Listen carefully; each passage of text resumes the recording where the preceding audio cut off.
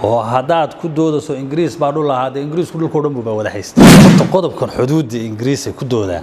saddexda qodob baa baabiinaya wax ka jiraan ma jiraan sabbiixi horta waxaan ku sheegayaa Soomaalidu ma garato qofku ilaa uu dharka dhigto inuu waalan yahay ma garato sabbiixi mas'uul buu sheeganaya umada dooratay oo leedana publicly wuxuu isla soo taagay hadal beena oo cad oo isagu markuu sheegayo uu yahay beenta kuwa uu sheegayaana ay ogtahay inay been tahay haddana waa loogu sacbi Isaaq bin Ahmed bin Hashim bay sheegan jiray si fiican waa damana waxaan maqlay dir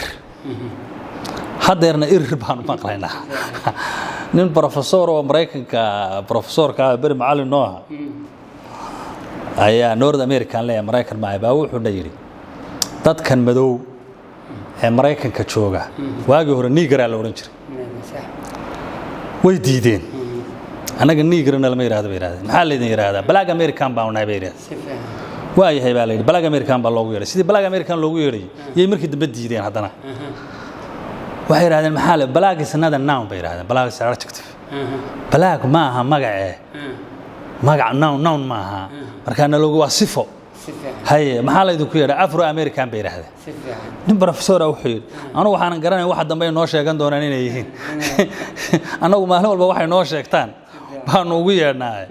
dereer Sheekh Saaqsidii Black American ka inay maalinba wax noola yimaadaan ma aha anagu ban Sheekh Ahmed bay noo sheegan jiray bin Hashim markii dambena dir haddana irir maalinba waxay sheegtaan baan anagu ugu yeernaa waxa dambe noo sheegan doonaan baan anagu isweydiinaya waa waxyaalaha runtii anigu aan la yaabay dadkan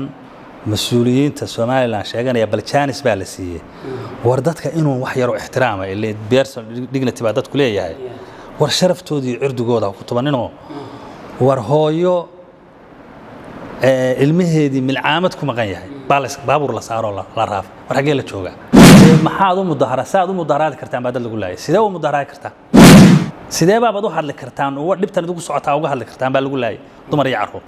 dhiig Soomaaliyeed wax la raadiyo ma dadkuna fikrad siyaasadeed baa la isku diidan yahay iyo kibir iyo gardarre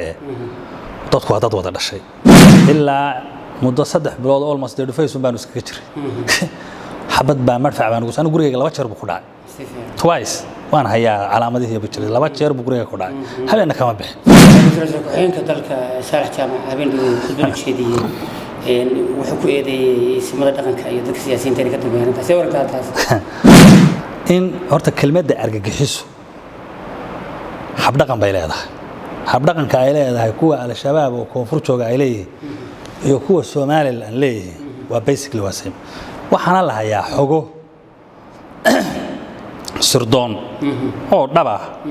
oo maamuladu hayaan oo xaqiiqadeeda aad boqolkiiba loogu kursoon yahay xitaa dawladaha reer galbeedku qaar hayaan hadeer markii al-shabaab laga bilaabay dagaal xamar koonfur laga bilaabay oo ay meel fiican marayso bay laascano dagaal ka bilaabay